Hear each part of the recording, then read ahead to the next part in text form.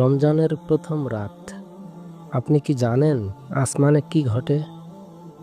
এই রাত আল্লাহর বিশেষ রহমতের রাত। ফেরেশতারা নেমে আসে আমাদের আমল নোট করার জন্য। জান্নাতের দরজা খুলে দেয়া হয়, যেখানে আল্লাহ বান্দাদের জন্য বরকত বর্ষণ করেন। যারা সত্যি তওবা করে তাদের জন্য পুরনো গুনাহ মাফ হয়ে যায়। ফেরেশতারা নোট করছে আমাদের আমল, কিন্তু আল্লাহ রহমতের জন্য অপেক্ষা করেন। এই রাতের দোয়া, কান্না, তওবা আল্লাহ সব দেখছেন এবং কবুল করছেন। ভাবুন, আপনি এই রাতে আল্লাহর কাছে ফিরে যাচ্ছেন। সময় এখনো আছে। দয়া, রহমত, ক্ষমা সব আপনার জন্য। আজই বলুন, ইয়া আল্লাহ, আমাকে ক্ষমা করুন, আমার দোয়া কবুল করুন। এমন আরও ইমান জাগানো ভিডিও পেতে চ্যানেলটি সাবস্ক্রাইব করুন।